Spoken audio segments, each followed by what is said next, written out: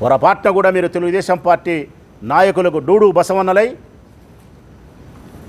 మీ ఇష్టానుసారంగా ఇది ఎక్కడి న్యాయమయ్యా? ఎమ్మెల్యేకు బదులు ఎమ్మెల్యే కొడుక, ఎమ్మెల్యేకు బదులు ఎమ్మెల్యే కొడుక. నిన్న జరిగింది గవర్నమెంట్ హాస్పిటల్లో, నిన్న 2 రోజులు కూడా కాలే, నిన్న జరిగింది ప్రొద్దుటూరు గవర్నమెంట్ హాస్పిటల్లో ఆ కార్యక్రమం. స్వస్థ నారీ స్వశక్తి పరివార్ అభియాన్ ఆరోగ్య శిబిరాన్ని ప్రారంభించిన తెలుగుదేశం పార్టీ రాష్ట్ర కార్యదర్శి నంద్యాల కొండారెడ్డి గారు. సెంట్రల్ గవర్నమెంట్ స్కీమ్ ఇది. కేంద్ర ప్రభుత్వం యొక్క అధికారపూర్వక కార్యక్రమాన్ని గవర్నమెంట్ హాస్పిటల్లో నంద్యాల కొండారెడ్డి గారు ప్రారంభిస్తారంట. ఏమి దీని ప్రోగ్రాం అంటే, సూపరింటెండెంట్ గారు పోయి ఎమ్మెల్యే గారిని పిలిచినారు, వరదరాజిరెడ్డి గారిని.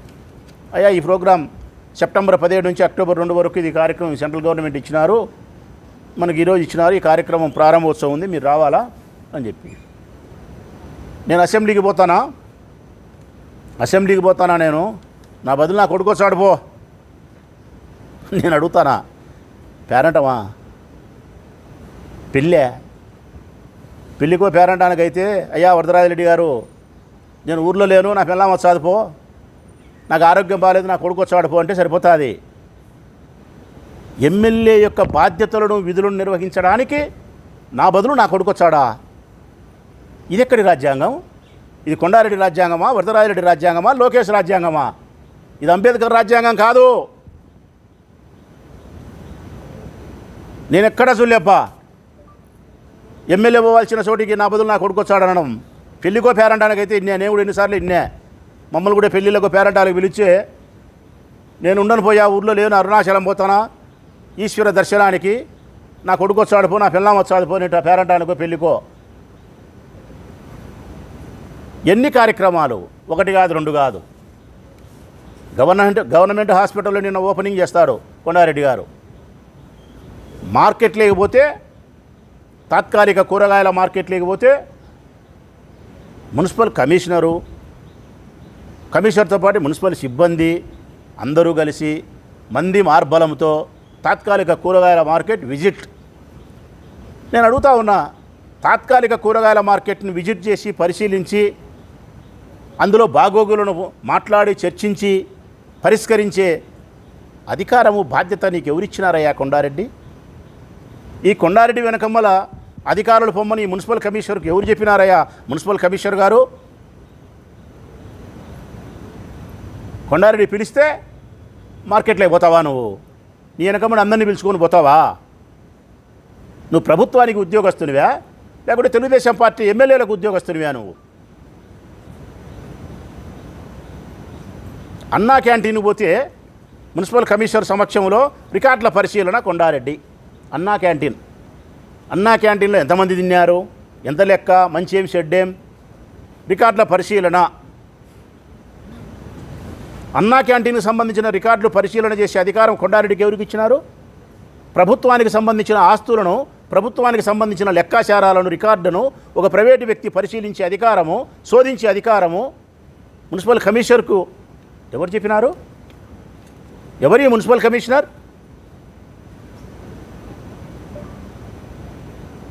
సీఎం రిలీఫ్ ఫండ్లు, పేదవారికి సంబంధించినటువంటి, పేదరికంలో ఉంటే సీఎం రిలీఫ్ ఫండ్లు ఆసుపత్రిలో చూపించుకుంటే వాళ్ళకు చెక్కులు వచ్చే ఎమ్మెల్యే గారు డిస్ట్రిబ్యూట్ చేస్తారు. మా తలలో ఎన్ని వెంట్రుకలు ఉన్నాయో 2 సార్లు గుండు చేపించి వెంట్రుకలు మొలిచి అన్ని చెక్కులు ఇచ్చిన నేను. నా పిల్లామీలే చెక్కులు, నా కొడుకులే, నా బిడ్డ ఇలా చెక్కులు నేను ఇచ్చినా, నా కార్యాలయంలో ఇచ్చినా. మున్సిపల్ చైర్మన్ ఇచ్చింది, కౌన్సిలర్లు ఇచ్చినారు, మండలాధ్యక్షుడు ఇచ్చినాడు, ప్రజాప్రతినిధులు ఇచ్చినారు. ఎస్, ఇప్పుడు కూడా వరదరాజిరెడ్డి గారి కార్యాలయంలో సీఎం చెక్కులు పంచమను, రిలీఫ్ ఫండ్ ఏ ఊరికి వచ్చింటే ఆ ఊరు సర్పంచ్ను, ఎంపీటీసీని, జెడ్పీటీసీని పెట్టుకొని వాళ్ళ ద్వారా పంచితే నాకు అభ్యంతరం లేదు. ఎమ్మెల్యేకు బదులు ఎమ్మెల్యే కొడుకు పోవచ్చు అనే రాజ్యాంగాన్ని తీసుకొచ్చినారు తెలుగుదేశం పార్టీ. ఇంకా నేను అడుగుతా ఉన్నా, ఇన్ని చోట్లకు పోనిచ్చిన తర్వాత ఇంక ఏం ఆ ఒక్కరవ కొదవ చదవ ఏముందబ్బా? ఇంకా రోంతుంది కొదవ చదవ. అది అసెంబ్లీ. ఇంకా ఎమ్మెల్యే బదులు ఎమ్మెల్యే కొడుకు అసెంబ్లీకి పోతే పోలే. ఇప్పుడు ఎట్లా అసెంబ్లీ సమావేశాలు జరుగుతున్నాయి. పెద్ద ఆయనకు అనారోగ్యము, 85 సంవత్సరాలు, బైపాస్ సర్జరీ. ఇంకా ఎమ్మెల్యే కొడుకు కొండారెడ్డిని అసెంబ్లీకి పంపించిపోతుంది. నేను రిక్వెస్ట్ చేస్తాను ఆ తెలుగుదేశం పార్టీ చంద్రబాబు నాయుడును, ఇట్లా ముస్లిం ముతగా ఎవరైతే ఉండారో, మూతి ముడ్డీని వచ్చా ఎవరైతే ఉండారో వాళ్ళకు బదులు వాళ్ళ కొడుకులు, పిల్లలకు బదులు మొగుళ్ళు, అన్నలకు బదులు తమ్ముళ్ళు, బావలకు బదులు బామర్దులు పిలుచుకో అసెంబ్లీకి కూడా. రేపొద్దున మేము అది ఫాలో అవుతాం. ఇది ఏమి రాజ్యాంగమో, ఇది ఏమి చట్టమో నేనైతే ఎక్కడా చూడలేబ్బా. లాస్ట్కు ప్రొద్దుటూరు నియోజకవర్గానికి పోలీస్ అధికారులు వస్తే, ఎస్ఐలు సిఐలు ఇక్కడికి ట్రాన్స్ఫర్ అయ్యి వస్తే పుష్పగుచ్చాలు తీసుకొని కొండారెడ్డిని కలుస్తారా? పుష్పగుచ్చాలు తీసుకొని కొండారెడ్డిని బుగ్గేలు ఇచ్చి కొండారెడ్డికి అయ్యా సెల్యూట్ కొట్టి నేను 3 టౌన్, నేను 2 టౌన్, ఎస్ఐ సిఐ.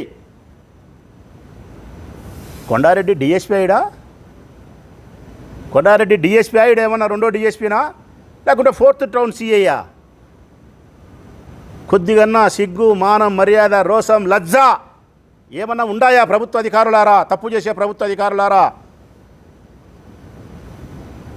ఎట్లా మీరు ఇట్లా పనులు చేస్తున్నారు? మీరు గౌరవించాల్సినది, మీరు సహకరించాల్సినది ఎమ్మెల్యే గారికి. ఎస్, ఆయన ఎమ్మెల్యే, ఆయన గౌరవించండి, ఆయనతో కలిసి ప్రజలకు సేవ చేసేదానికి సహకరించండి. నేను కాదనను, నేను ఒక ఎమ్మెల్యేగా పనిచేసిన. నేను ఇవన్నీ కూడా మీకు ఏదో ఊరికి అబద్ధాలు చెప్పినా అనుకుంటే పొరపాటు. ప్రభుత్వ అధికారులకే చెప్తానా, చెప్పలే. నేను అన్ని సాక్ష్యాలతో సహా మీకు చూపించదలుచుకునే. నేను ఇది మార్కెట్ పరిశీలన, ఇది మార్కెట్ పరిశీలన. ప్రజలారా, ఇది నేనేమి అధికారులకు ఇది చూపించే బాగుపడతారనేది చూపిలే. నేను దున్నపోత మీద వాన గుడిచినట్టే ఈ చెడ్డ అధికారులకు ఇవన్నీ నేను చూపించినా కానీ ఏం ఉపయోగం లేదు. చెవిటి వాని ముందర శంకు బుదినట్టే ఈ ప్రభుత్వ చెడ్డ అధికారులు.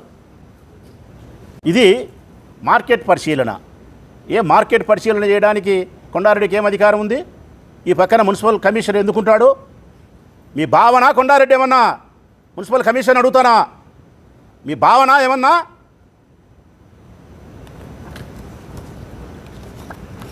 ఇది అన్నా క్యాంటీను. అన్నా క్యాంటీన్ రికార్డు పరిశీలన. ఏంటికి పరిశీలన చేస్తాడు? అన్నా క్యాంటీన్కి సంబంధించిన రికార్డు నువ్వు ఎందుకు ఇస్తావు? ఎంతమంది బూ తిన్నారు, ఎంత లెక్క ఖర్చు అయింది, మంచి ఏం షెడ్ ఏమని చెప్పి ఏమైనా బాకీ ఉండవా నువ్వేమన్నా?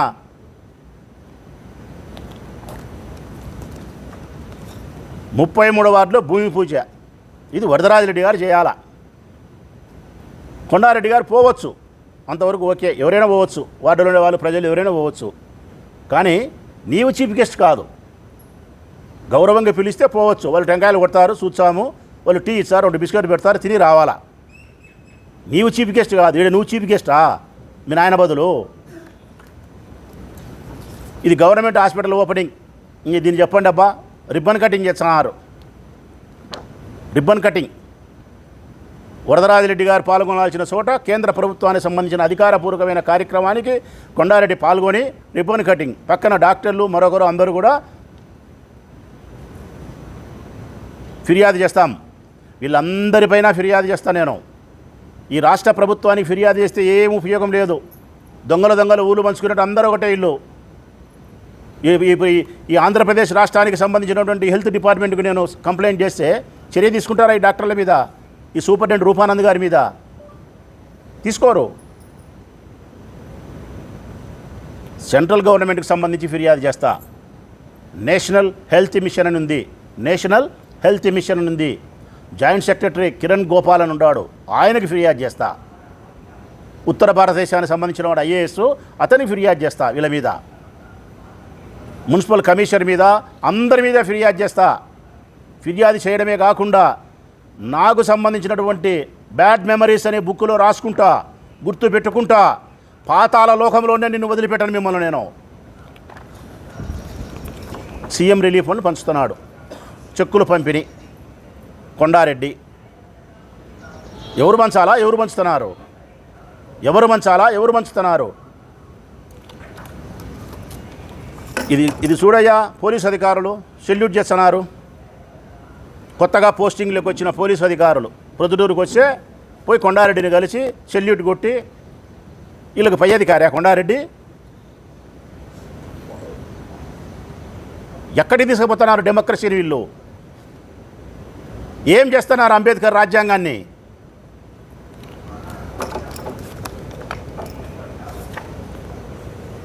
కొండారెడ్డికి స్వాగతం పలుకుతున్నారు డాక్టర్లు.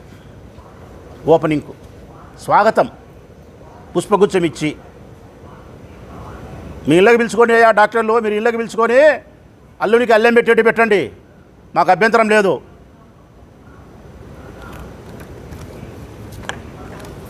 డాక్టర్లతో చిట్చాట్ కొండారెడ్డి. ఇది మార్కెట్ పరిశీలన.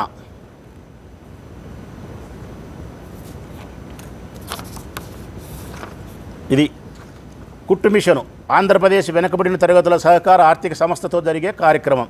ఉచిత కుట్టు శిక్షణ BC finance corporation and EWS వారి సహకారంతో చేస్తుండే కార్యక్రమం. State government Kondareddy.